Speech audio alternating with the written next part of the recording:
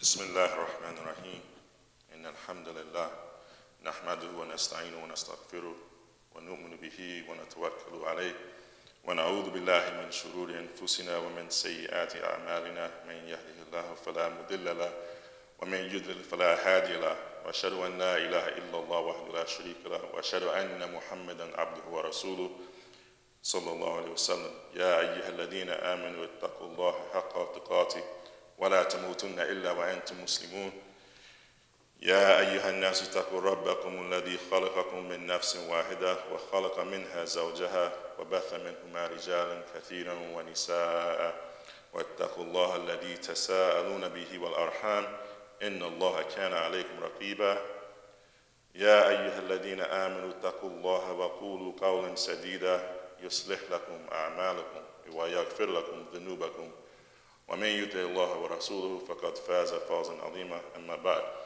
My dear brothers and sisters, community members, I greet you with Allah's peace and blessings. Assalamu alaikum wa rahmatullahi wa barakatuh.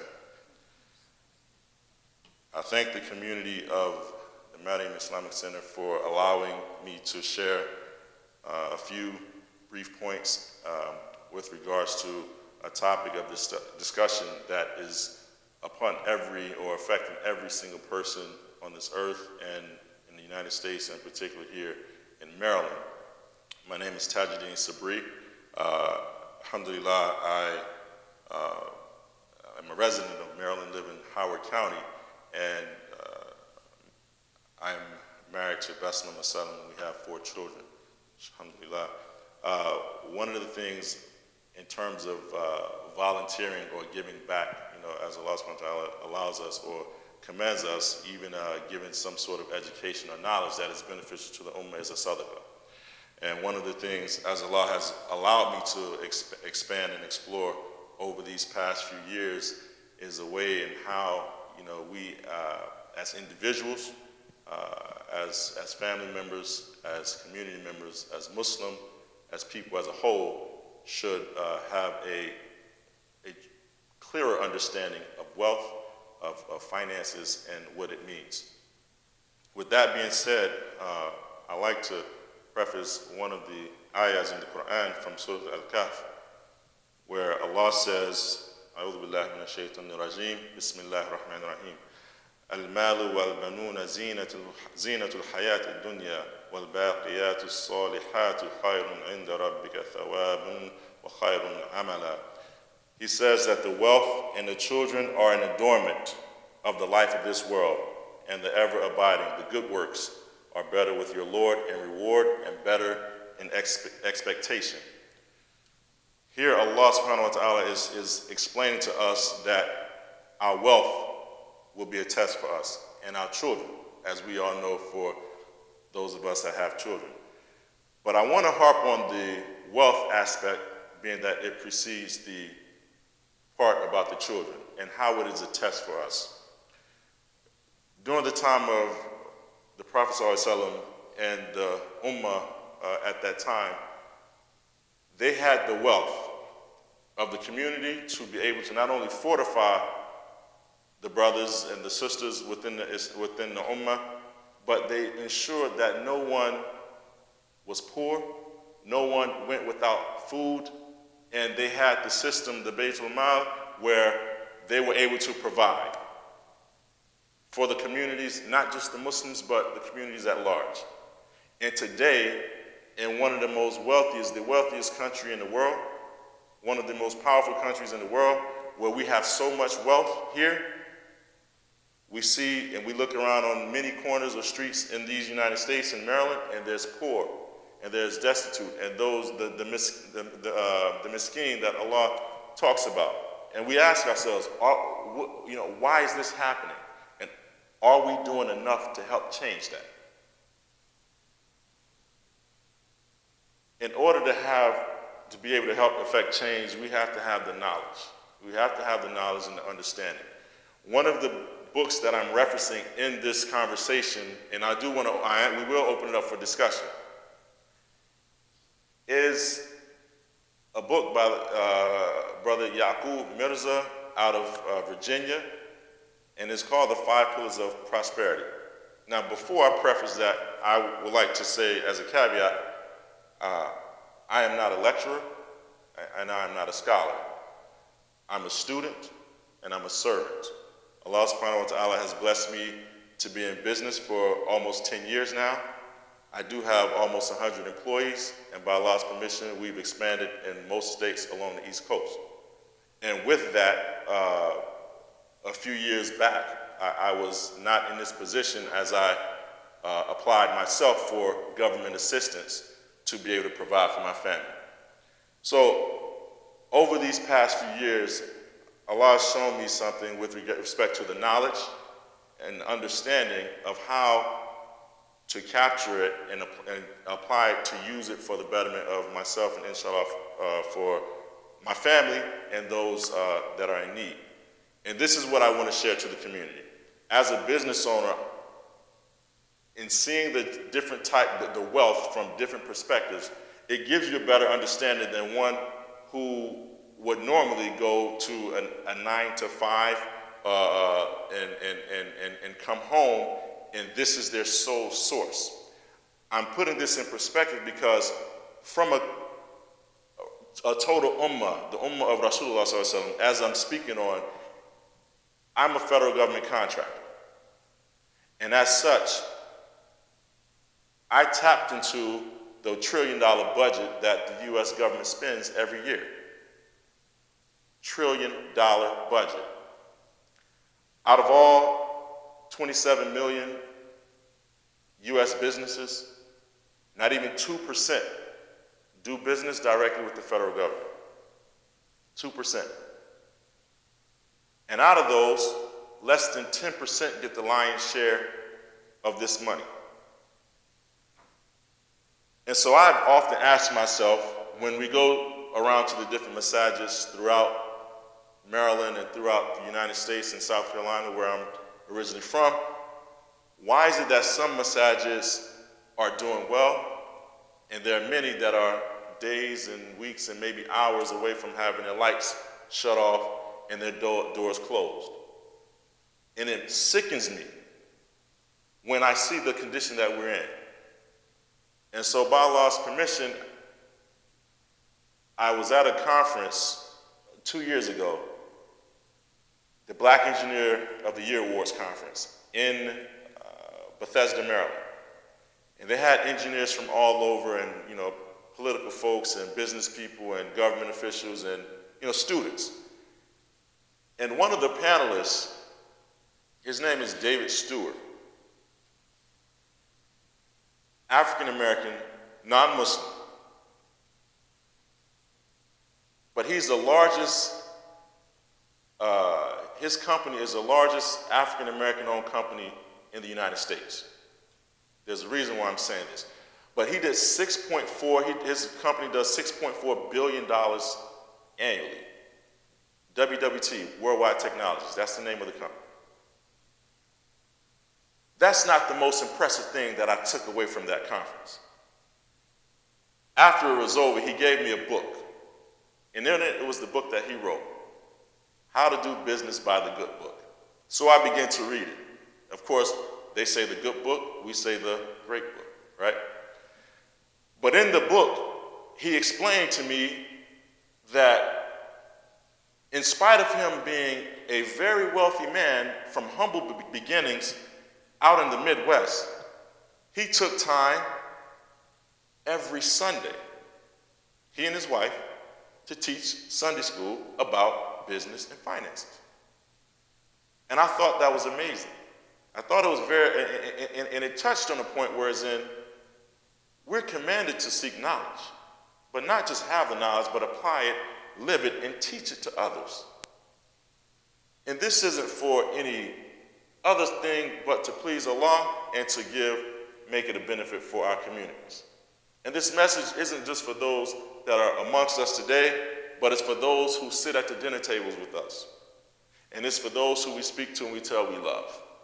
Because the message of finances and learning how to save versus spending, it is so critical and so fundamental to the vitality of the ummah.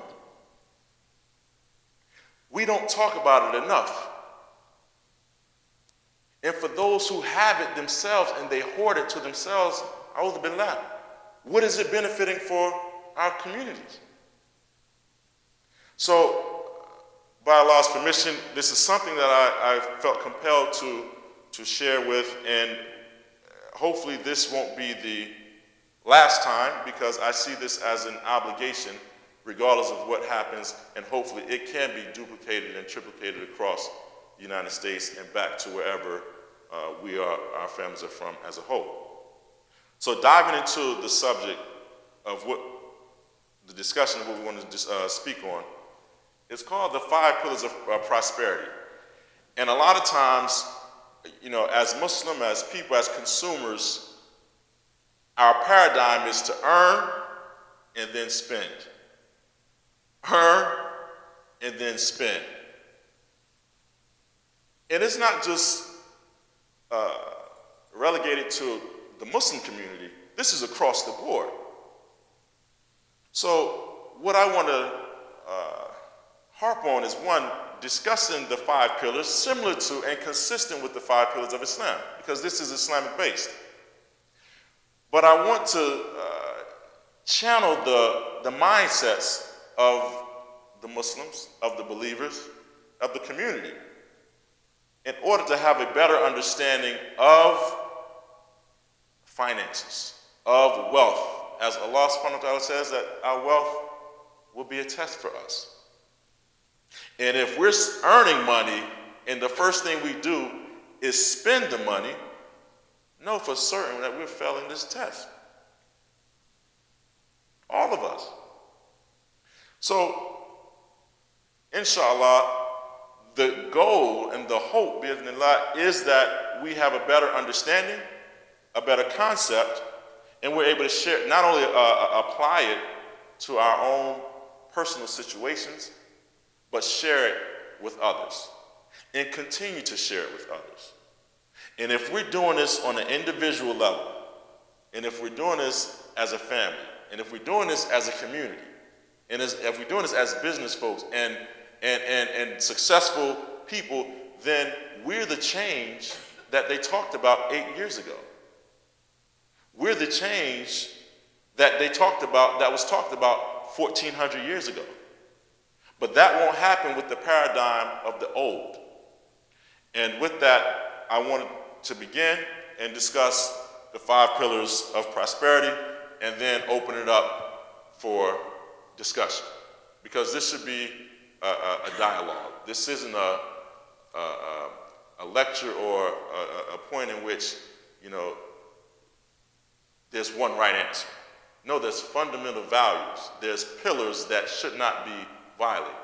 And we have to know what they are, and inshallah, implement them in our lives. So, with that, can everyone see the board? Okay. And it's a good book, by the way, by our brother Yaqub Mirza, who wrote about the 5 pillars, and what he stated after gathering so much knowledge and having achieved, and helped many communities and masajids throughout the Northern Virginia area and beyond, he put it in a very practical way, where it's easy to understand, and we can really look at it like similar to how we look at the 5 pillars of Islam. This is our life. This is our way of life. The 5 pillars of prosperity, this is how we should look at our financial situation, and thank Allah for giving us that. So the first thing that we all do as earners or as inheritors or as, workers, we earn. Earn, save, invest, spend, and give. In that order. Now, a lot of times we'll go straight from earning to what? Spending. And then we realize we don't have anything to do what? Save, nor invest. So how are we going to give? That paradigm shift is something that, one, we have to recognize it has to change in order for us to progress forward. because that status quo is not going to cut it. If we're still doing the same thing we did next year as we're doing today or last year, it's not going to work. So understanding those pillars, these 5 pillars are the only thing that ever happens with the exchange of currency. You're either going to earn it, you're either going to spend it or save it, you're either going to invest it, you're either going to spend it, and you're either going to give it. There's nothing else. So we have to prioritize, right? We have to prioritize what is the order. I think unanimously the consent here is, the first thing is we have to earn, right? How can we give if we don't have anything? Simple concept, but sometimes we're led to believe because of the state of our condition, we should give, and we don't have anything to give. Because if we're not taking care of our families, if we're not providing for them, then how can we say that we're doing what Allah subhanahu wa ta'ala has instructed us to do? We are to take care of ourselves and our families first. That's non-negotiable. So the earn piece, how many different ways are there to earn?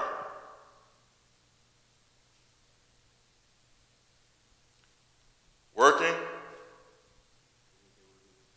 inheritance, business,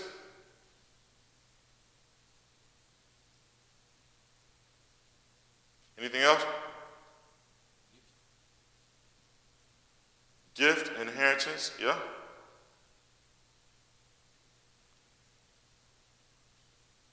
Okay, so in those 4 examples, all of this represents what came into us, right? Now we have a choice.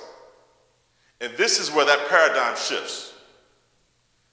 We have a natural tendency to want to take care of what we think is most important, which is this piece. And we can all create a laundry list of things that we spend, things that we need, and also things that we want, right? But I want to focus and harp on changing that perception and changing that paradigm to say this isn't the second thing we do once we earn. Because Allah has shown us that He's Al-Razak, and as He provides for us, He takes us away. And if we choose to continue to go down the slippery slope or do what we've done previously without having that full understanding and actually implementing it, we're not going to be any better off than where we were today. And so this is something that we must take ownership of. So this is something that we must take ownership of. And this is nothing new. This is nothing new. So putting it in this context will give you a perspective that, when I look at my monthly budget or my monthly expenses, do I even factor in the other important pillars versus expenditures or the monthly income that comes in? Or do I just go straight for, I know I have to pay my rent or my mortgage, I know I have to pay the light bill, I have to do gas, I got to pay the phone bill because I can't communicate with anyone, the internet bill, so forth and so on. That's all important, and this is not to be dismissed, but we're changing the minds and the hearts of the community, of you and I, so that way when we get this $100, we don't automatically spend it. If we cannot manage $100, why should Allah bless us with 1,000? And if we can't manage $1,000, why should Allah bless us with 10,000? And if we cannot manage $10,000, why should He bless us with 100,000 and 1 million and 10 million and so forth and so on, right? So this is a basic concept that, again, understanding the fundamentals of these pillars will allow us to see our earnings in a different light, because the true test comes from, yes, we've been blessed to have the hands or the brains or the ability to earn, but now the test comes with what happens next. And if we're choosing to do something outside of the natural order, then this is something we're going to have severe consequences, as we see all across the world and even in our own backyard, and in some cases in our own homes.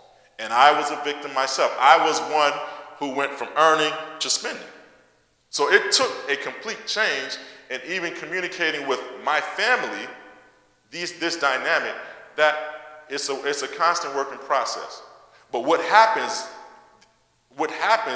once we get to this full understanding, and this is a complete circle, the spiritual component is, and we'll get to this giving part, whereas Allah is purifying every aspect of our transactions, from earning it, to saving it, to investing, to spending, and to giving. So it's not a matter of, oh, well, we're Americans and this is what we should be doing. No, this is a universal principle. These are principles that don't die with age or with the administration or with a family. So the earn piece, as we discussed, the businesses, earn through business or trade, working, inheritance, and gifts. Saving, how do we normally save? How do we typically save our resources? When we get our paycheck, right, or when we get that inheritance, how do we normally save? What do we do with those funds? Okay, so we do a bank account, have a savings account. What else?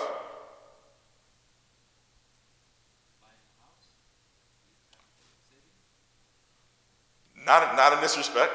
That's an investment, right? But from a savings standpoint. So we save, we know we all have in most cases, have bank accounts, right? So there's a savings, a checking, what have you. Interest free. There's another way to save too. You save cash. Save have liquidity. And this is the point, another important point where we want to harp on. We recognize that the bank account is there to protect our savings, right? But we also recognize that going to a bank, you have to ask permission for your funds, right? In the form of an ATM debit transaction, in the form of going through the drive-through window, in the form of walking in line and standing in line with other consumers or customers. That's what we do. But what about having liquidity where what? You don't need to seek permission from the money that you already have. And what I mean by that is having some sort of savings where you can go to under your pillow, right? Or the way they used to do it back in the day. Or, bury it in a hole in your backyard or somewhere where you don't need permission from anyone to get what you've already earned. It's just another way to look at it. That's not to say close your bank accounts and just deal with cash. No. In today's climate, you don't know what's going to happen. And we always want to tie our camel to ensure that our assets, our property, our wealth, our children is protected. So in addition to having a bank account, we should consider having some way to have our funds liquefied. It's very important. Has anyone ever had their account frozen? That's an uncomfortable feeling. Are you able to do anything with it even though you're the owner of that account? And what happens? How is that account unfrozen? You have to get what? A court order normally? That's a very uncomfortable feeling. So I'm saying, and this is nothing against the laws of the land nor the laws of Islam. But this is thinking in a more creative way that's going to allow us to be able to have more of this, to be able to do this, and to be able to do this. Whereas in this spending piece would be a little negligible because the way we've changed our approach have allowed us to be able to create more streams of income or more wealth. So consider having not just a bank account, but also funds that are readily available that you don't have to go to Sandy Spring Bank or Bank of America or M&T or Columbia Bank or Howard Bank or whatever. Consider this because it is very important for your safety and your children's safety net, that if something happens at the drop of a dime, you are in a position to move. So these are the two ways, generally speaking, that we look at how we save. We save through the form of a bank account, and we save also cash savings or having some liquidity.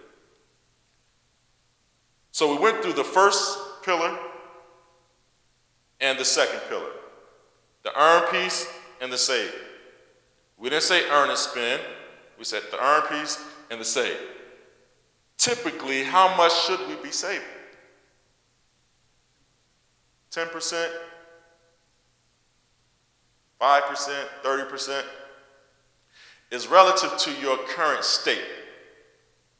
10% is usually a good number, but when we allow ourselves to embrace this new shift or this paradigm shift, the excess funds that we generate from a new way of thinking and a more disciplined way of thinking will allow us to have more funds to do, invest, or save.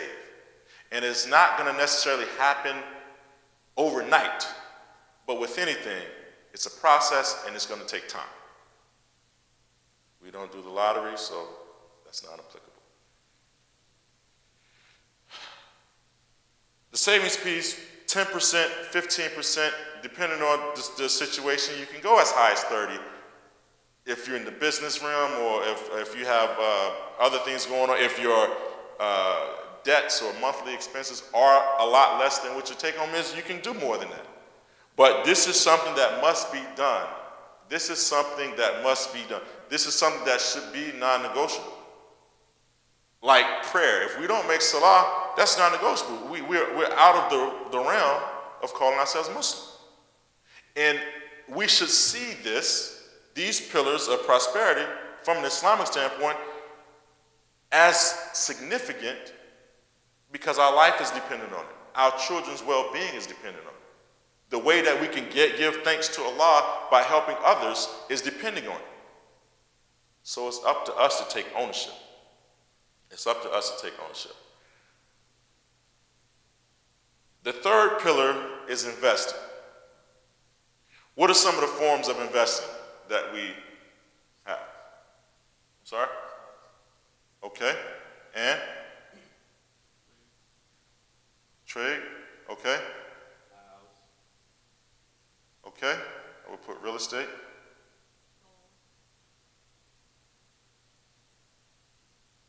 Gold? Or silver. Okay. Precious metals. Okay. Metals.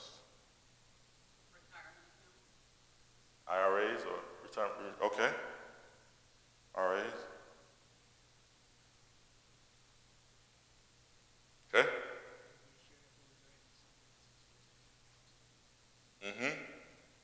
So can we say that stocks within, okay. What about livestock, right? Every Eid, we go to a farm, and that farmer, subhanAllah, especially if he's not Muslim, he's happy as all out for the Muslims who are coming to patronize his business, right? SubhanAllah.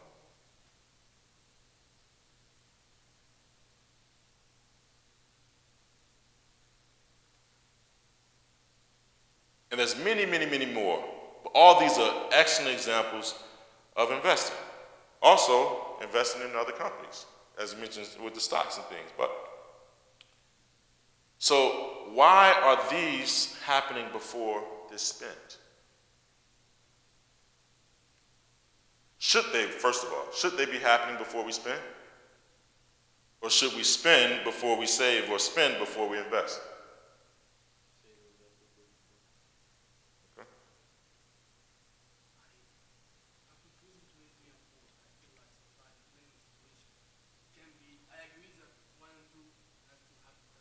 But invest and spend kind of like how much can I invest if I don't really know how much I have to spend. Right. So I feel like it's tricky. Okay. what you have to spend based on your monthly expenses. And within the spend piece, you have what is fixed and what? What is variable, right?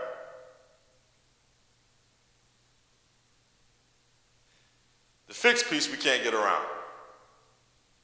It's just what it is. You don't pay the rent or the mortgage, you're going to get a notice. The variable piece is something that we can manipulate or change daily, weekly, monthly, what have you, right?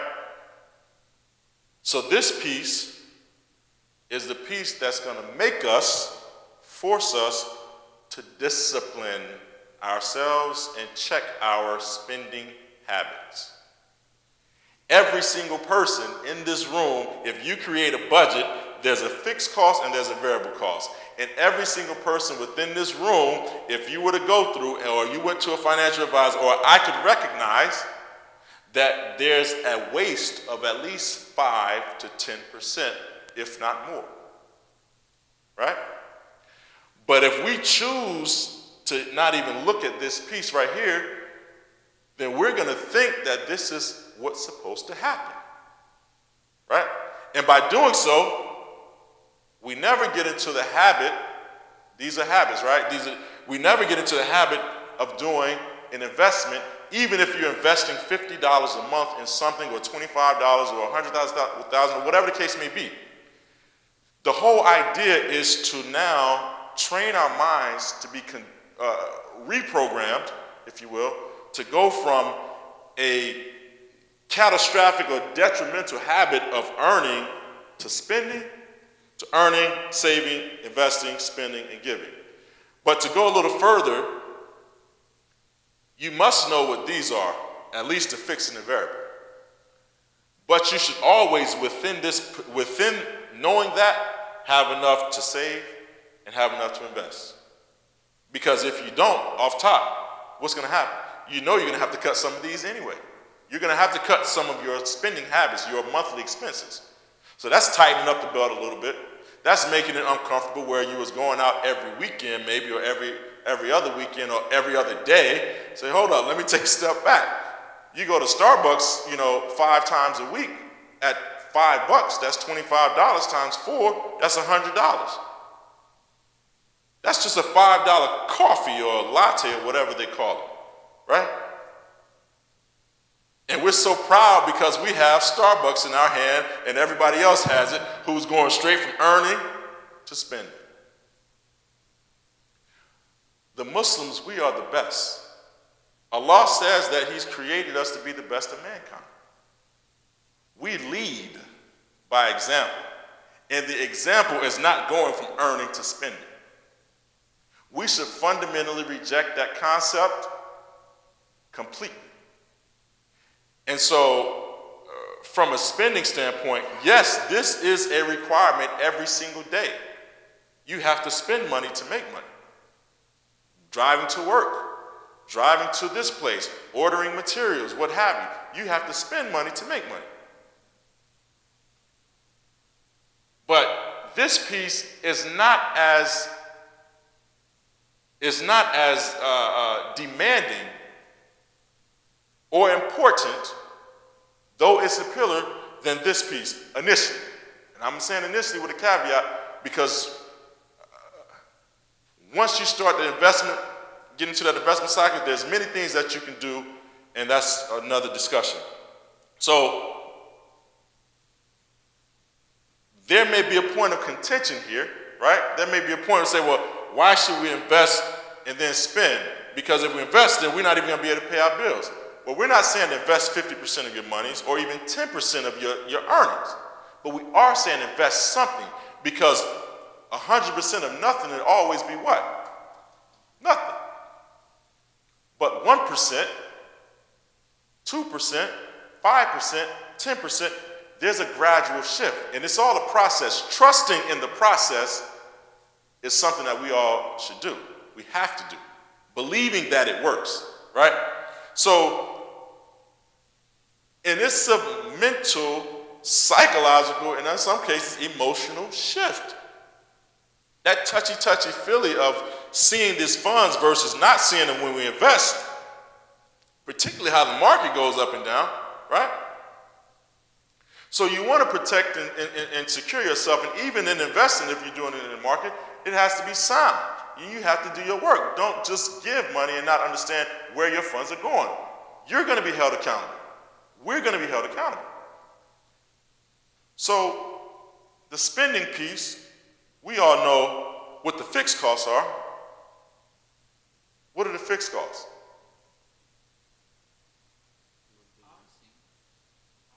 House note, that's fixed. What else? Car payments, that's a fixed cost. What else? Nope. Insurance, that's a fixed cost. What else?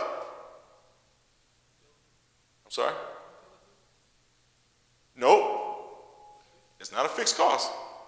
If these lights stay on in this building all day for a whole month, and then the next month these lights never come on all day for the whole month, when the Maryum Center get that electric bill, what are you going to see? Are you going to see the same cost?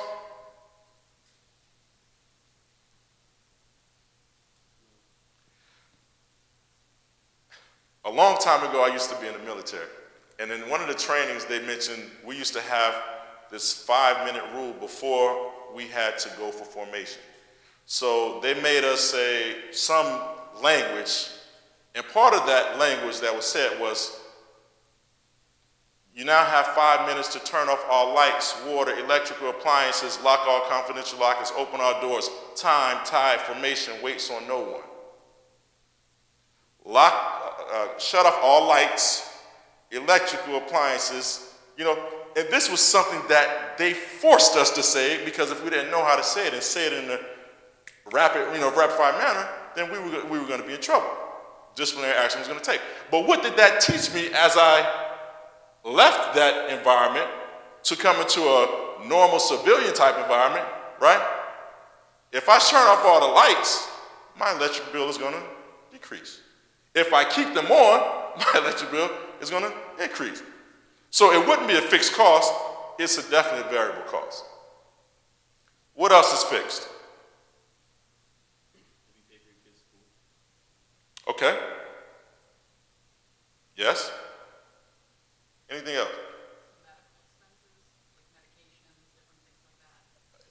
Yes, if you're consistently doing it for over, yes. So that can be fixed or variable, right?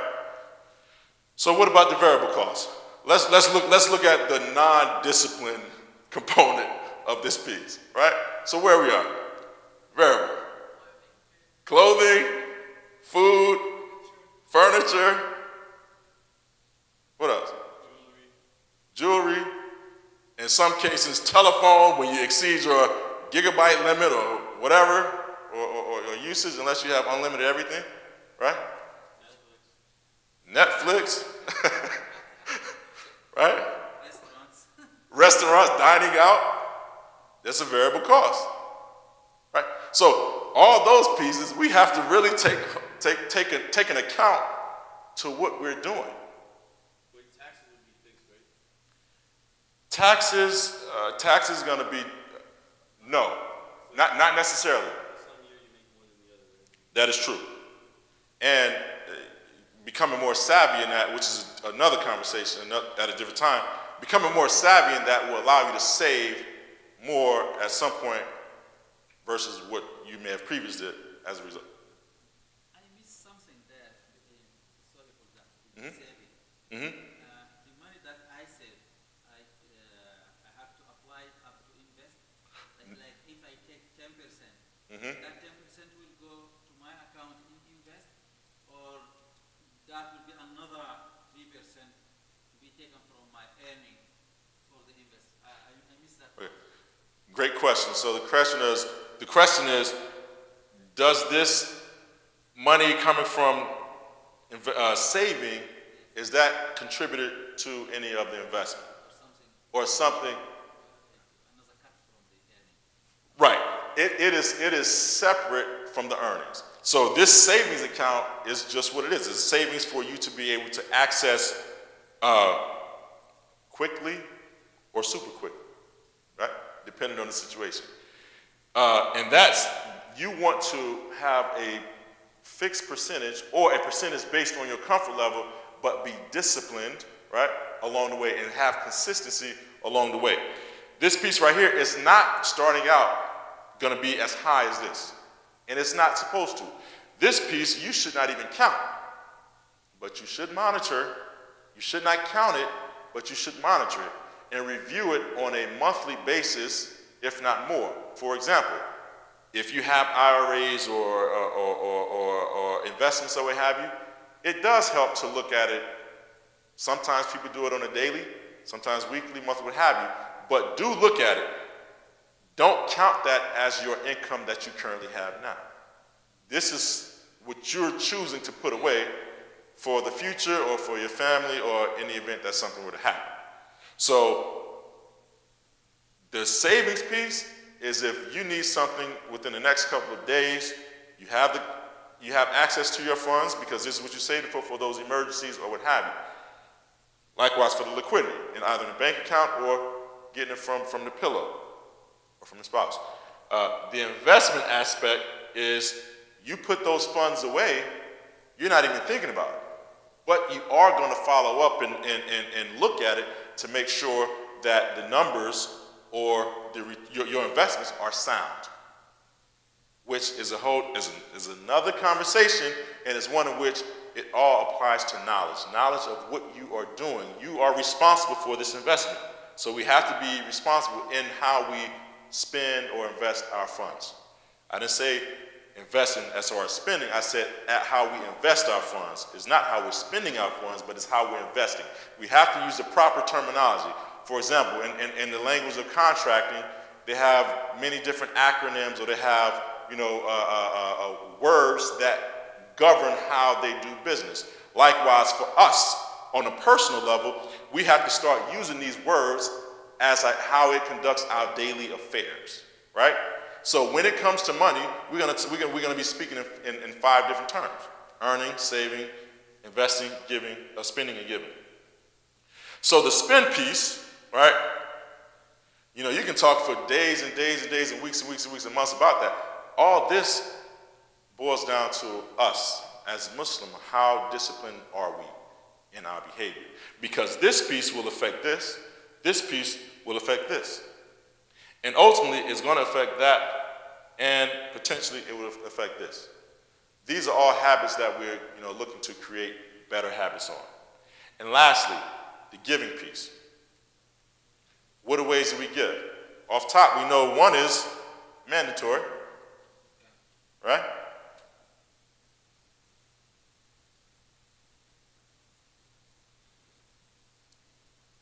Anything else? Sadaqah, right?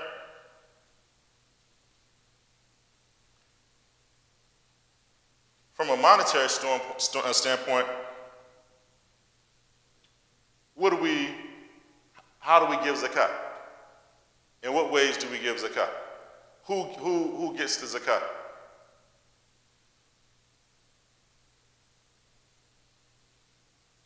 We understand that it's a 2.5% of what we have left over after our expenses are paid for that particular year. If you're dealing with gold or precious metals, that's a different conversation. But for the sake of dealing in U.S. currency, after all of your expenses and debts are paid off for that year, the balance of what you have, 2.5% of that goes for zakat. Now, a lot of times is going to the masjids. Can it be given to family members? Right? The answer is yes. In short, I was in a situation where a family member requested some funds, and the funds were procured. And in the process, they were not able to pay it back. So the question was asked, can that be a form of zakat? Can that be a form of zakat? And it was confirmed that yes, number one, your niyyah has to be that this that you were expecting back is no longer a loan or a debt, but it is zakat. And this is a way as you're helping and building family ties, right, that to keep them stronger, that you want to start with your family first. But in the event that, inshallah, our families are well off or taken care of, then we want to go to the next in line. Sadaqah. What are the different ways of sadaqah? From a cash perspective or from a monetary perspective, what do? We give to who? Our parents. We give to the masjids, needy, poor, schools, right? And then there's the waqf.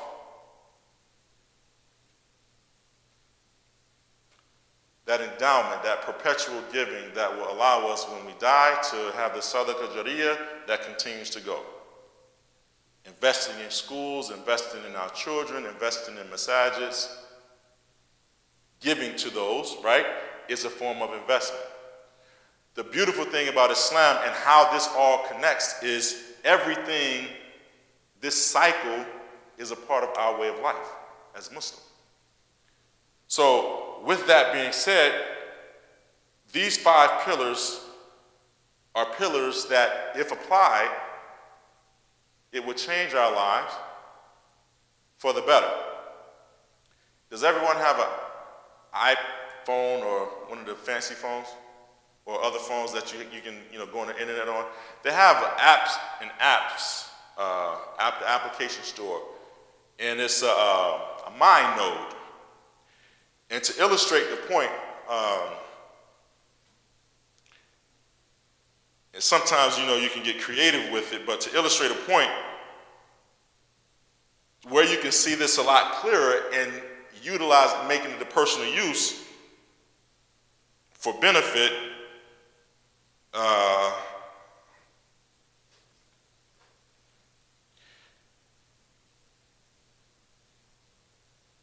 about a month ago, I was in Houston, Texas, and I met my father out there, and he was speaking to the different massages about Islamic Online University.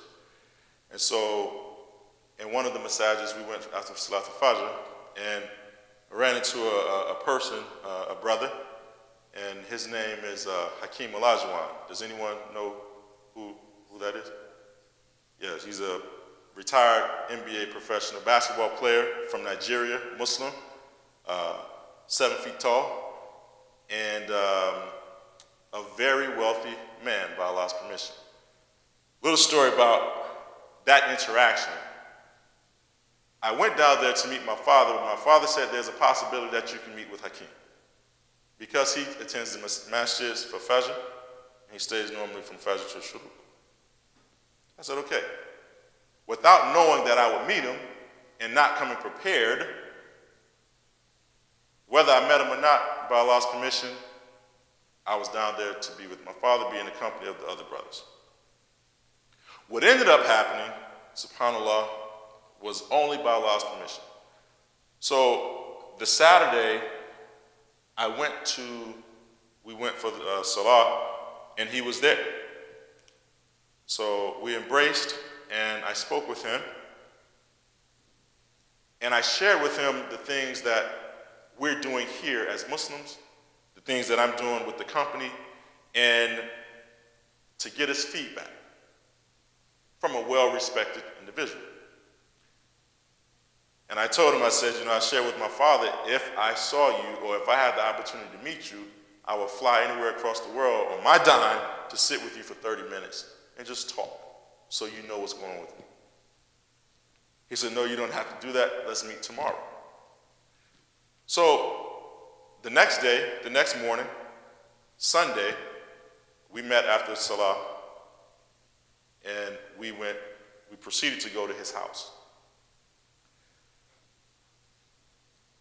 That night, previous night, Saturday night, I didn't sleep. I stayed up throughout the whole night doing two things. One, preparing for a presentation that I was going to give him because he allowed me some time. And two, I was in tahajjud because I didn't know what I was going to say to him.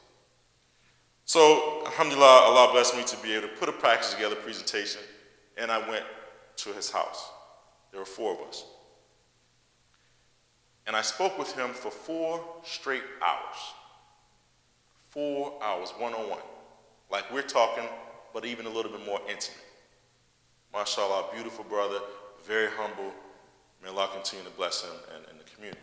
But what I shared with him was the same thing that we're speaking of now.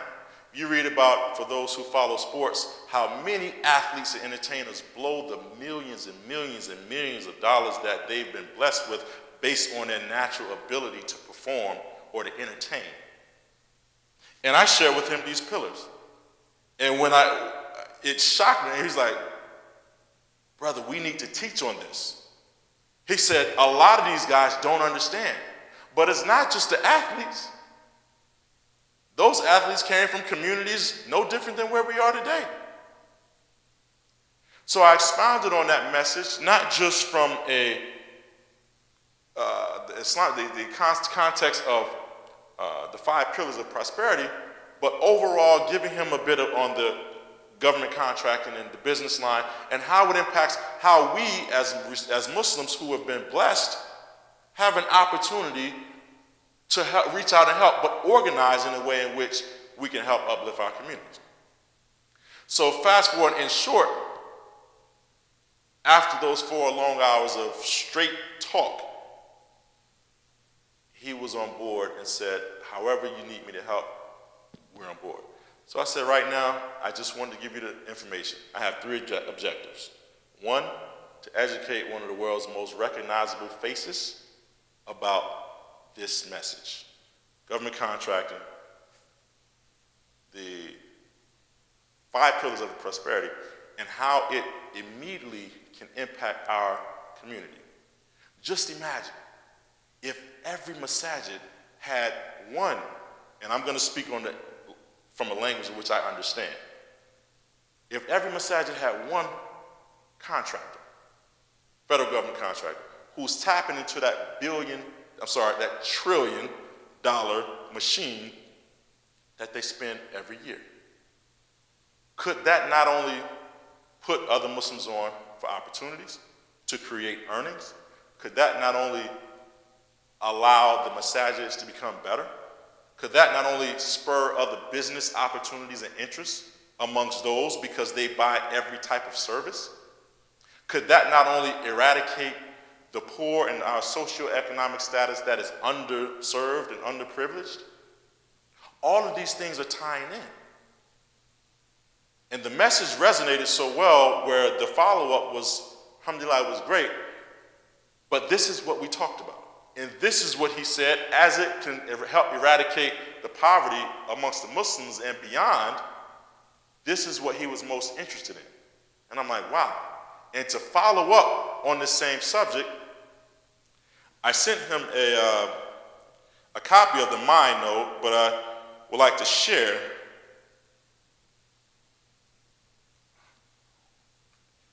the little description. And it's the application on your phone is called Mind Note. It's just an app that will allow you to, whatever you think about, you can compartmentalize it in any way.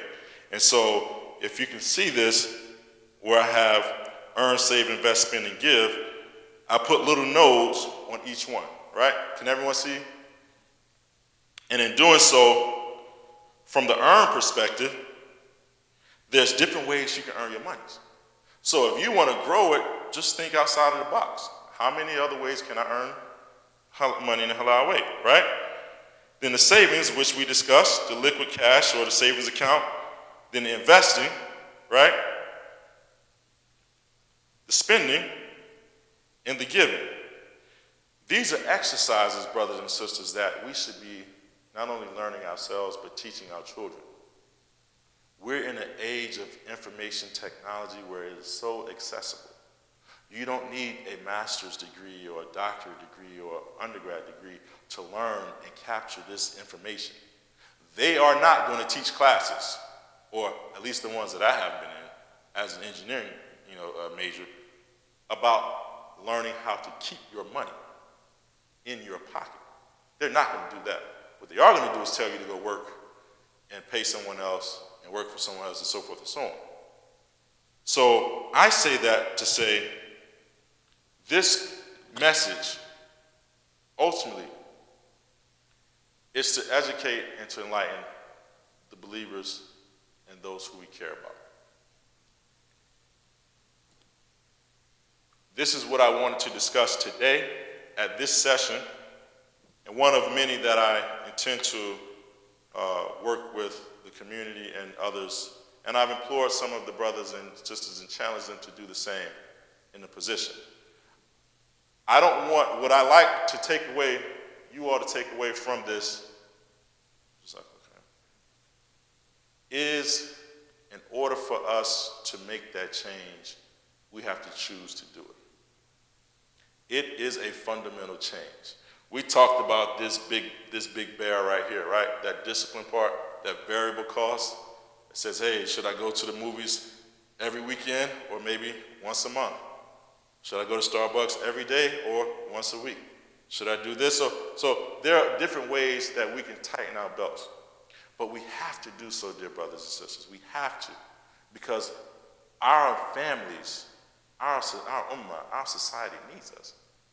And regardless of what's going on out in the world, we're the only ones that's going to be able to solve the problems. Allah has given us in the Quran the message that's complete. He's given us the healing for all. We just have to believe and apply. And going from this piece to this piece, now, from here to here, is an emotional, psychological shift. But wallahi, when we're able to break that mentality, right, that paradigm shift to come to the earning, the saving, the investing, the spending, and the giving, we will see our whole outlook in a different and more clearer and brighter manner.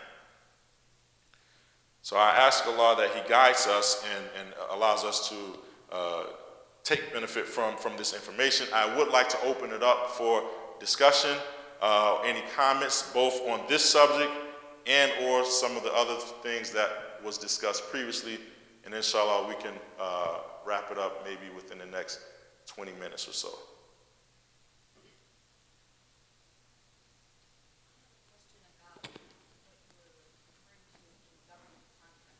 Okay.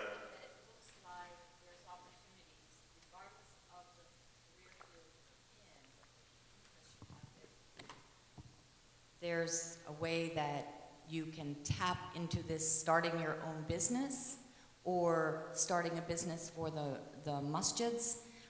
Could you revisit that and tell us if that's one of the key areas you're talking about, or that's just how you happen to do it? That is a key area. That is a key area in terms of growing our economic base as individuals, as families, as a community.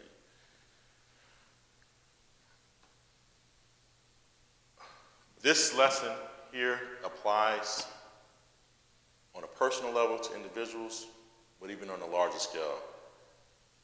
When I first, after I read the book and I put this on the mind note, I said, shared with my wife, I said, this is a $1 billion blueprint.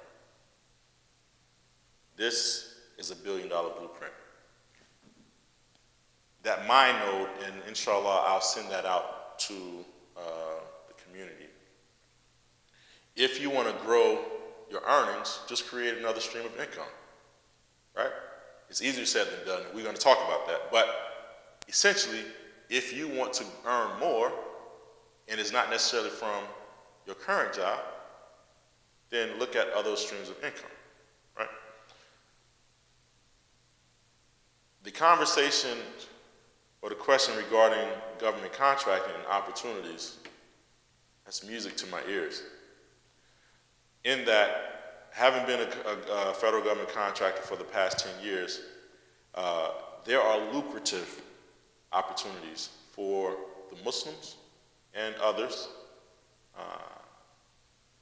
And the information is there to be able to assist, help, and guide They don't give out free money. I don't know about the grant process, but I do know about getting federal government contracts. As, alhamdulillah, we've been awarded over 600 U.S. government contracts directly over the past 5 years. And this is in most fields. For instance, if we wanted to grow our money here in the masjid, and we wanted to say, let's start daycare, but there's so many requirements in daycare, and we can't quite afford them. The changing the toilets, all of the things that they require for you to have to let 3 children in a room.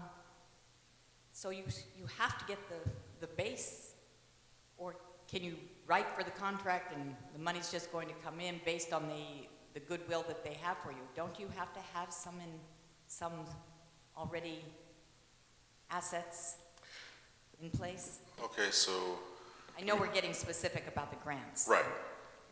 The grants is an area that I would dare delve into, because that is not an area where I'm strong in, nor is it an area where I've ventured in successfully. Government contracts is a different conversation. And so, for example, the daycare, that is a viable option, but that would more likely be started from a private sector perspective, dealing with community members or others versus the federal government. As you know, in many of the agencies, they have daycare centers or what have you to help accommodate the children, the workers, the workers' children. But going forward, for example, my line of business is construction, facilities management, environmental abatement, security. It didn't start there. We started as an abatement remediation contractor, but it grew as a result of plugging away. And when I say how we first started was we were doing small credit card jobs under $2,500 threshold. Before they would trust us with anything bigger, it was a threshold of you have to prove yourself. So yes, establishing a past performance to be able to say, are you qualified to do your work? So there's many different factors that go into getting or pursuing a federal government contract, not just responding with a quote, but registering to become a federal government contractor, which does not cost a thing, by the way. Does not cost a thing. How we could help the community, the masjid particularly, identifying those that are in business. Number one, here. Are there any government contracting folks or believers in this community? You. Okay. So then the next step would be to inform and educate and have workshops similar to this, but more homework type workshops and discussion, whereas it will be a process. My goal in spending the time is to help accelerate that process, but give you the information that you need to know to succeed. And so,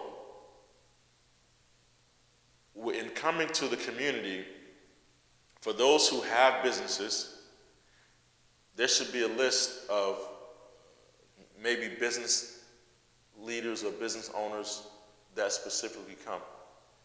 And I would open up and implore them, to look into the federal government contract, specifically because they're already in the business of whatever they provide. For those that are not in the business, but have a desire to, the information will still be the same. The learning curve may be different. Does that make sense? And so I would encourage, for those who would like to do so. And again, inshallah, this is something that I feel obligated to share, and in some cases, with time permit, assist. Now, I'm saying this, and I'm going to reach into my wallet to share something. Because 5 years ago, I was in the food stamp line.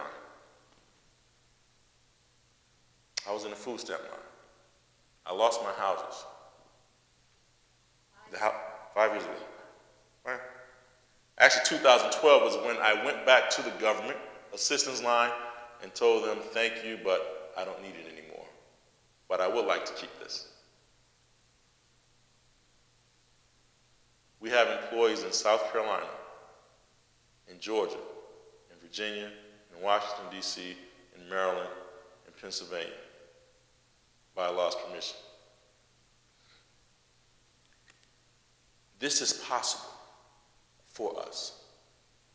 I went to school to be an engineer, nuclear power, went for my engineering management degree. None of that taught me how to run a business, how to make payroll, right? How to deal with insurance audits, right? And it really didn't teach me how to save, which is the biggest thing. For if we have money and we spend it all, then what are we doing for our children? We're doing them a disservice. So the reminder for me is we have an obligation, all of us. And if we can multiply these efforts with serious, dedicated people, Muslims, individuals, believers, then we will change the face of our community within 18 to 24 months in a very real way.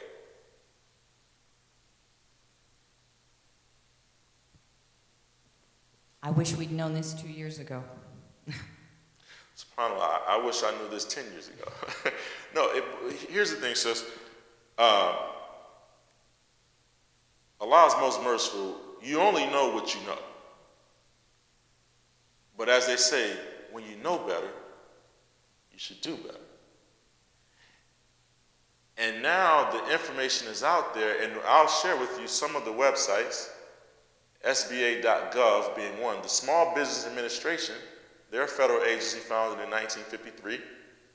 Their main purpose is to advocate on behalf of you and I that are small business and those who want to become business people.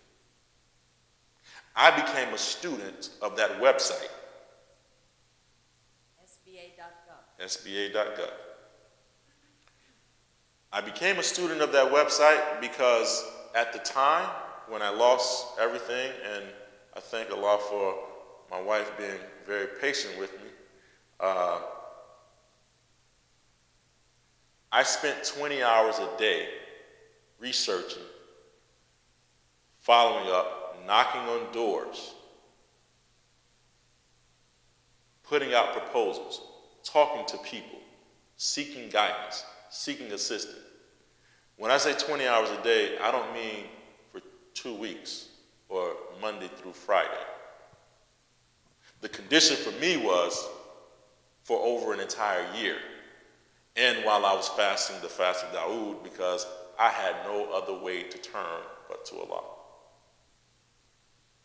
And through that time, that process, He opened up my eyes to this, to federal government contract, to understanding economics, to understanding business, to understanding different types of transactions. I only know what I know by Allah's permission, and what I don't know, I will not act like I do.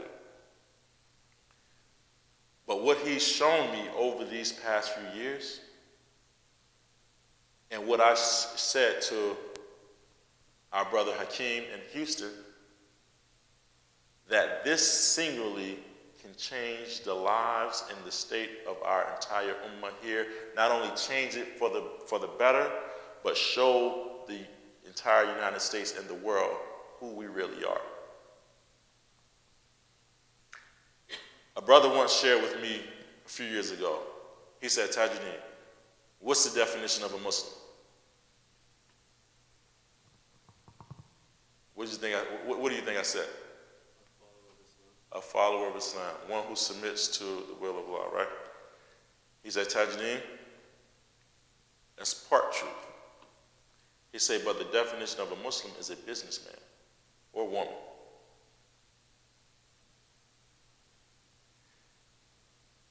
That kind of shocked me, and I didn't know how to respond to that. So I just listened. Being in business, you're entering into a contract. Being a Muslim, we enter into a contract with who? And what is the first thing that we do when we wake up in the morning? We thank Allah, and what is the first thing? We establish Salah. That's a contract agreement between our Rabb and his servant. Again, we do want to change the mindsets of who we are as a people so that we can truly understand our potential of who we are as servants of Allah. When he said that to me, that made me look at myself in a different light. For if I cannot fulfill the covenant that I have with Allah subhanahu wa ta'ala, why should he do that with me? So when I wake up for tahajjud, why should he bless me for anything if I'm not being sincere or following through or making the salah? Allah's promise is true. And one of the things we have to do is believe with a certainty that it is. He is going to try us. And we started off the conversation by saying our wealth and our children will be a test for us. We want to explain and expand our mindsets, our dreams, our vision, to be able to say this wealth that Allah has blessed us with, not only is it going to be purified, but it's going to be multiplied. It's going to be increased. So one of the things that, inshallah, we look to offer is more discussions, and we're open for suggestions to be able to table it in a way in which the community can get the most impact or get the most out of it.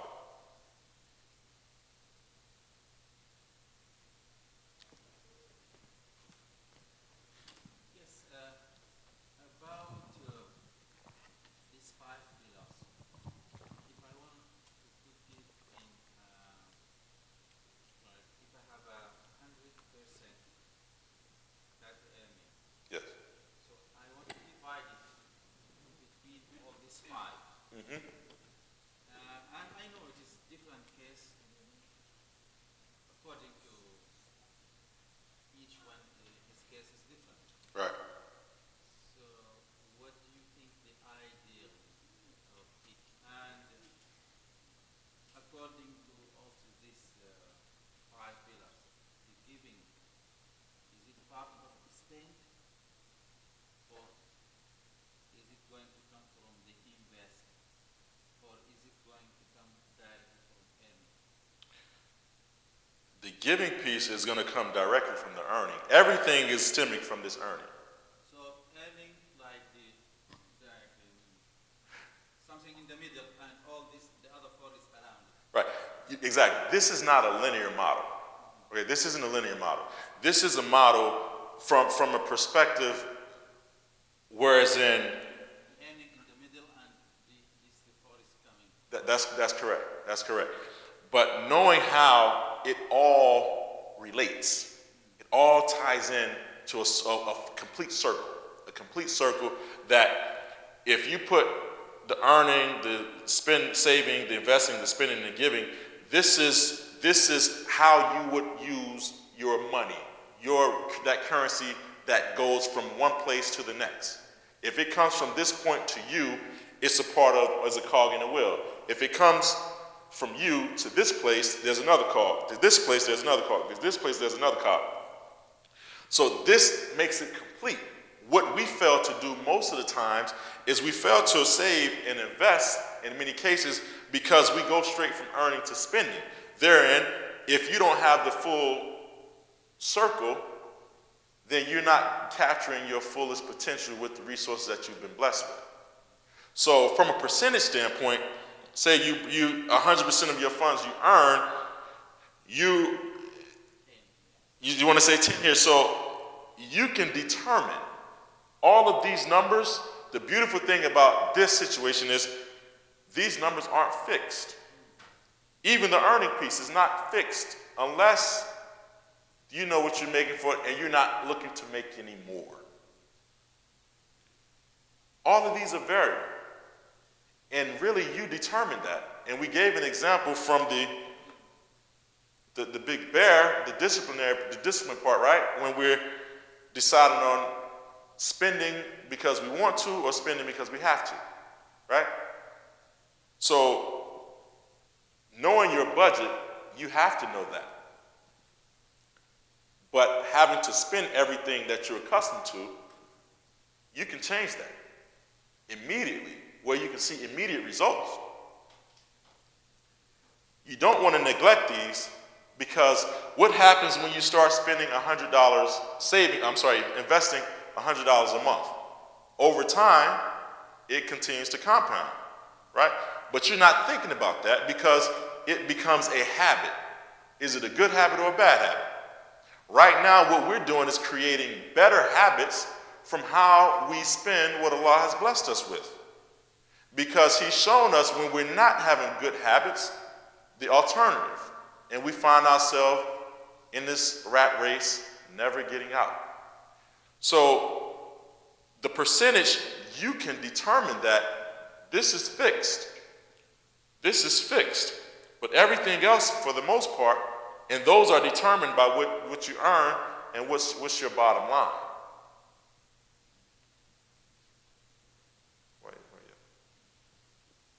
I'm not real good at this, and you said the word compound.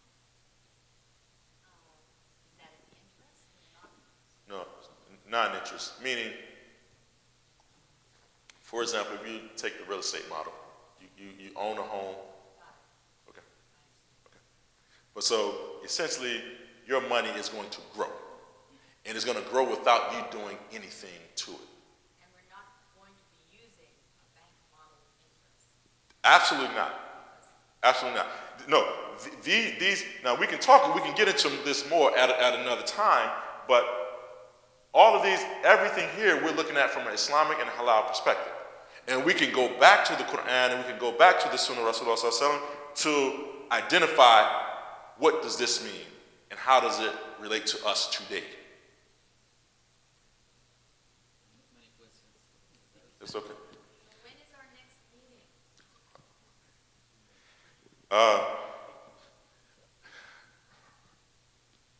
What I've shared with Brother Hassan, and he was coordinated with my wife, and I say that because I travel a lot as we're establishing offices, across the East Coast and inshallah soon across the country. My goal is to take our company global, and so it takes a lot to do that, and my time is not as free as it used to be. But to answer your question, I have committed to at least once a month, inshallah. Maybe we can do a follow-up sooner. I know there are graduations and things coming up in May, so we'll have to see.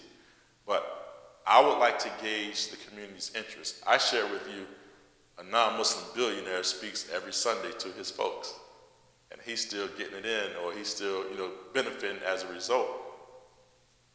I intend, inshallah, to do that at some point and maybe phase into that. But I wanted to start out by informing the community members of something that is basic and near and dear to all of us, and then gradually, based on the response, increase it from there. I will say Allah has truly opened doors, and I'm not going to discount or deny any of those favors, and none of us should. What I would like to do is help us to increase this, because this isn't just restricted to one group of people. This is for all of us, inshallah. My question about the invest. If for a self-invest,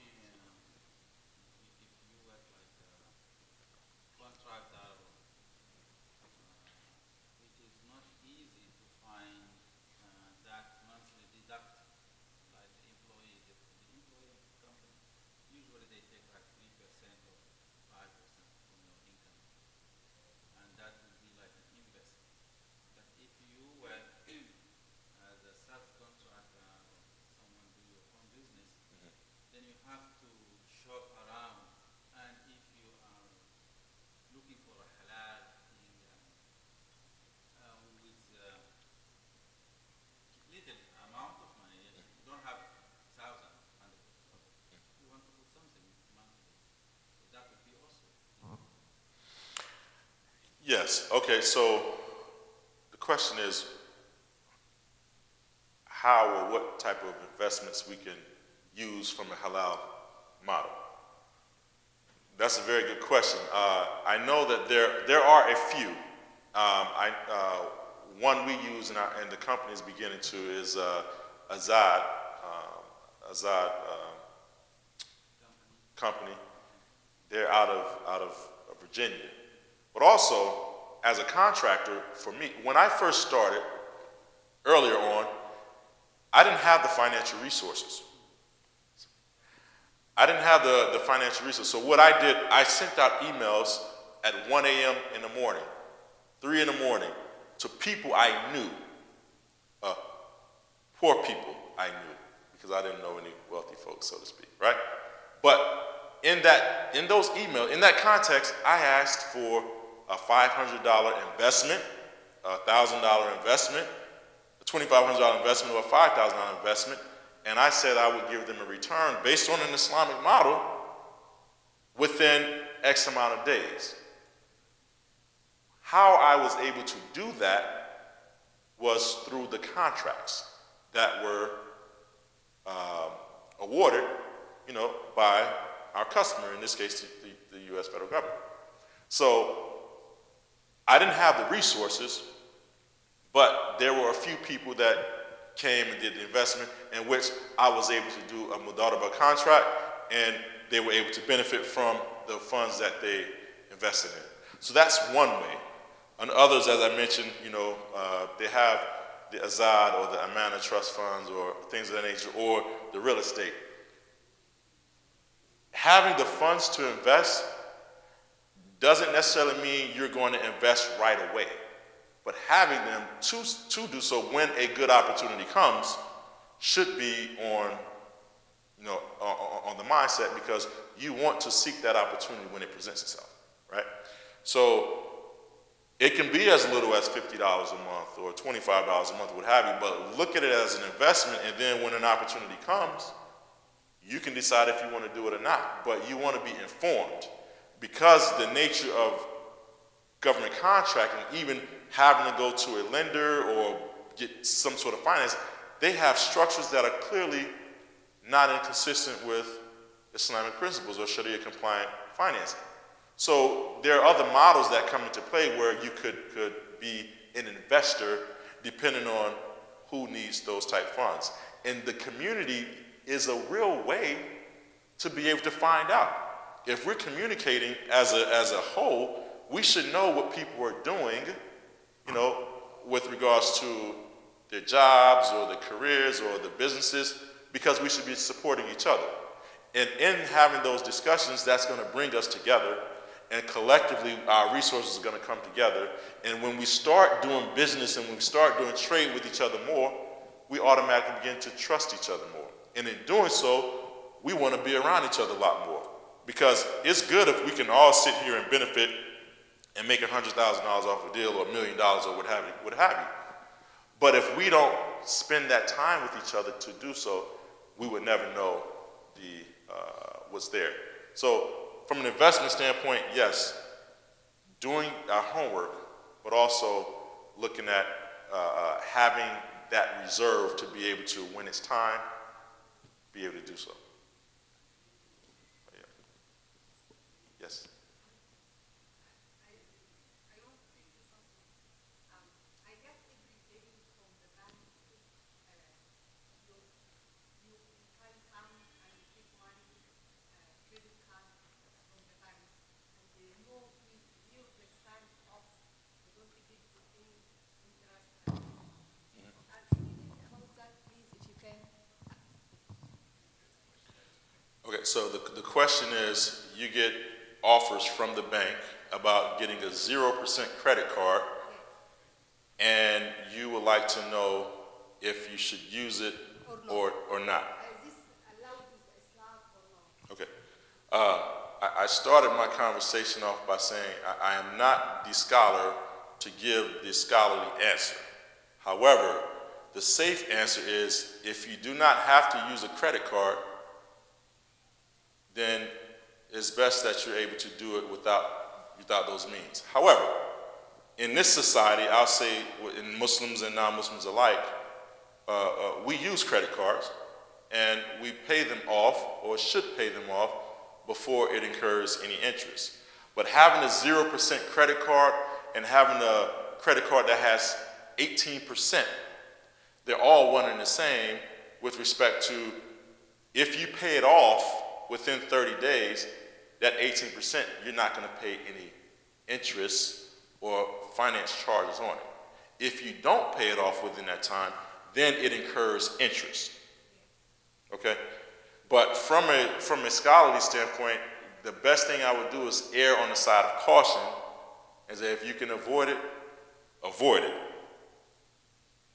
There are Muslims that use it to include myself, but I strive to pay those bills or pay those the amount prior to the due date so that we don't incur any interest.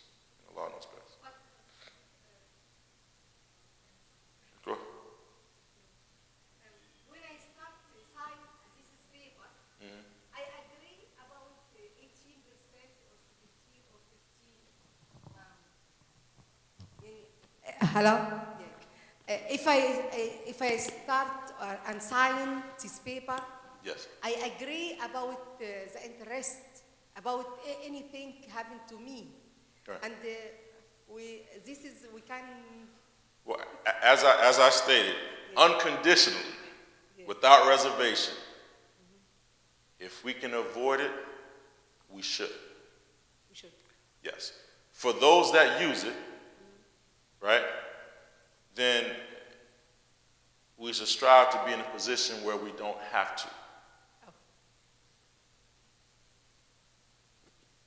Because it is an area where there are some scholars that say, many, that says we shouldn't use it, period. Because of that same contract that you mentioned that says you're going to assume responsibility of paying this interest if you don't make your payments. Correct. That's going into a riba agreement. That's not a subject today that I would want to discuss more in depth outside of from a general perspective. If you don't have to use it, don't. And you will be safeguarded with the clear conscience from that perspective. Okay. And also, I need another question, please. What's يعني أنا هقول لك بالعربي وأنت تترجمها لي. يعني نقول له إيه الحاجات اللي هي المتاحة اللي إحنا نستخدمها وتبقى حلال يعني أو المتاح الاستثمار الحلال اللي إحنا نقدر نستخدمه. ادينا أمثلة. I will ask you the question that I want to hear what I heard from you as well. She is asking what investment could be called halal. What kind of investment, Okay. if any? Right. There are many, I'll say. For example, in the industry that I'm in, and I'm going to give a specific one, construction. Let's say the Maryum Center contracts me or the company to renovate the building. We agree on the price, right? So that price is $100,000. So now I have a contract for $100,000 to renovate this building. I don't have the funds. I don't have the funds myself or my company to work the project. Number one, I don't go back to the Maryum Center and say, I can't do it. That's not going to happen. I'm in business. However, what are the ways that I can get the funds in order to do the work? This is where the investment comes in. So let's say there are 5 people here that has $20,000 apiece.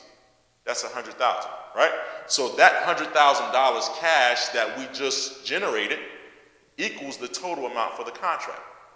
Well, the contract is a binding agreement and there's a tangible thing that is being done. So from a mudaraba standpoint, when you invest in the mudaraba way, you have the investor, the one who's given the cash, and you have the I believe is the Rabul Mal, the one who is taking the funds in order to conduct the business that they do. In this particular case, we're talking about renovating the masjid. Are we on the same page? Now, I as a contractor know that there's a direct cost, that there's an indirect cost, there's overhead, and there's profit in this $100,000 example. So what I have to do, the mudaraba way is, let me back up. The riba way, the usury rate, the interest way is, you give me $20,000 and you give me $20,000 and I give you money on your money. That makes it haram.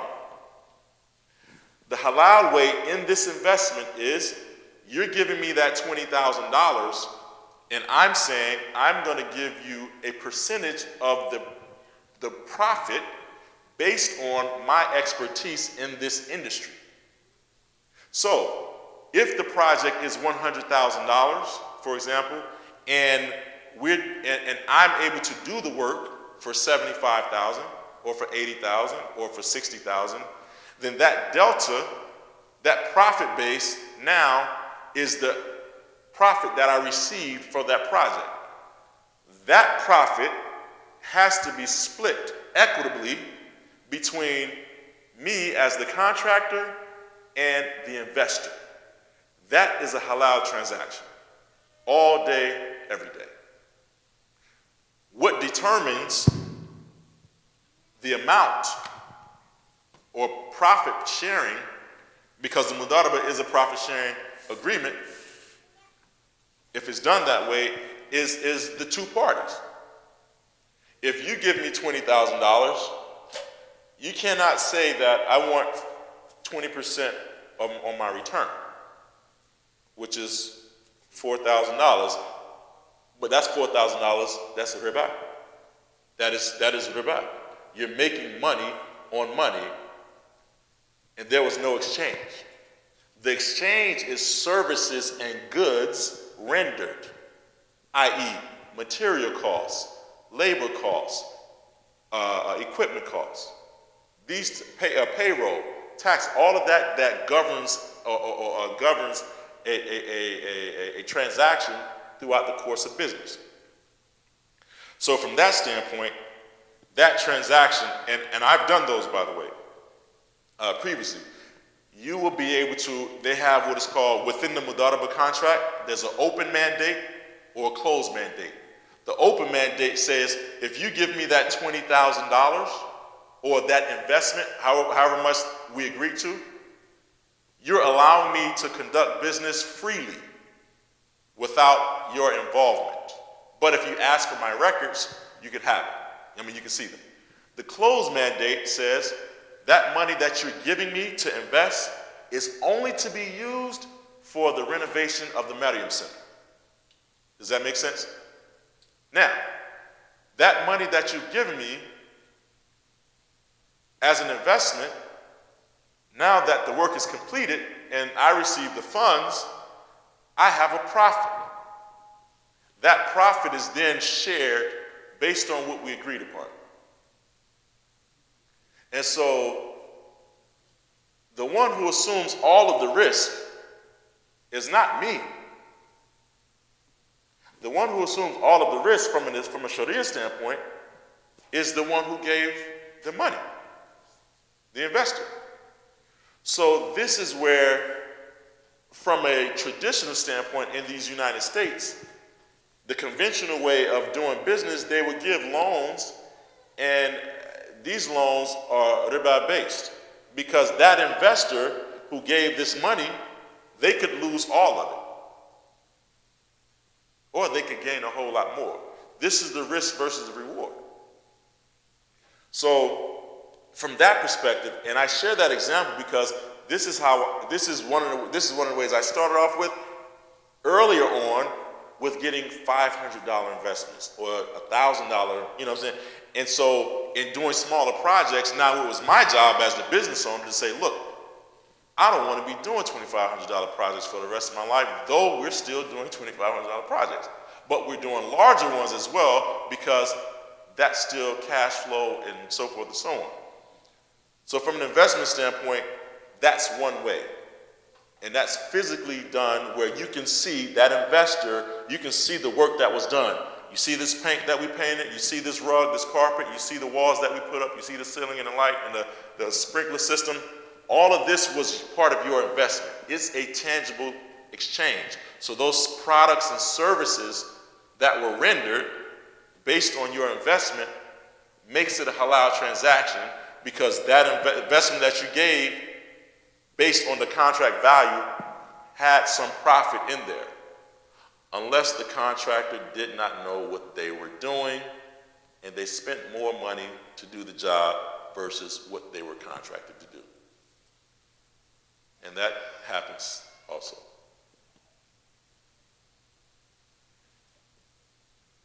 Did that answer the sister's question?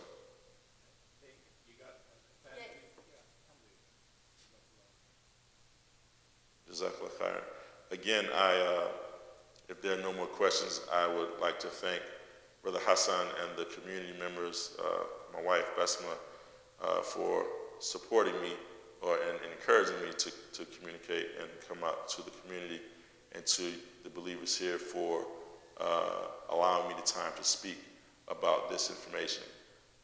Again, in closing, the biggest thing I wanted to share with you all, and I'll send a PDF file of this from a MyNote standpoint, so that way you can see it, you can frame it, you can have your kids play games with it or whatever, to get them into the habit of learning what it means to be able to earn, to save, to invest, to spend, and to give.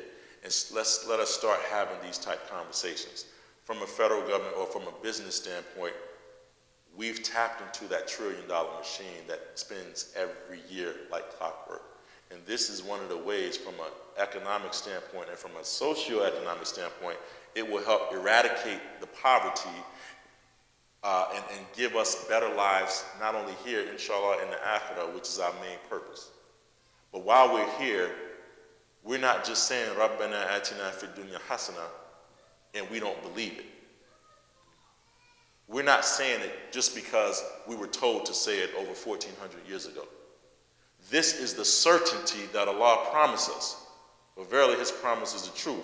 So if we're asking Allah, bless us with the good in this life and the good in the next, then we should conduct ourselves, our behavior, our mentalities in a way in which Allah is answering our prayers. And sometimes it just takes being able to see something from a different perspective or knowledge that we haven't had before. I cannot take any of this with me when I go, and neither can any one of us. But the education piece and the resources that we're spending fi sabilillah will count for us, inshallah, when we're in the grave and on the day of judgment.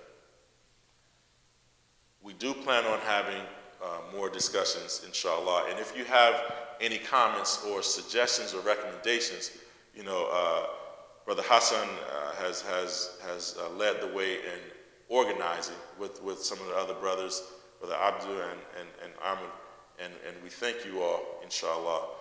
My goal is to help the Muslims under the ummah of Rasulullah sallallahu alaihi wasallam become wealthy, period. But at the same token, it is going to require a fundamental mental shift. And if we're not willing to change that, this conversation isn't for us. But if we study throughout history, and we study the other communities, particularly the Jews and others, we'll know that they stick together and they create wealth from amongst themselves. What excuse do we have when Allah says, Kuntum khayran ummatun ukhrijat lin-nas? Did He say that for anybody else? He's perfected this way of life for us. Let's take hold of it. And part of that holding and being accountable is being able to understand what this means and how we can apply it so we can have multi-generational wealth for our families. سبحانك اللهم وبحمدك وأشهد أن لا إله إلا أنت ونستغفر الله ونتوب إليك والسلام عليكم ورحمة الله وبركاته. Brother Tajuddin, I want to thank you in the name of the community. Jazakallah khair for taking time and on a Sunday that you could have spent with your family. Jazakallah khair for coming and sharing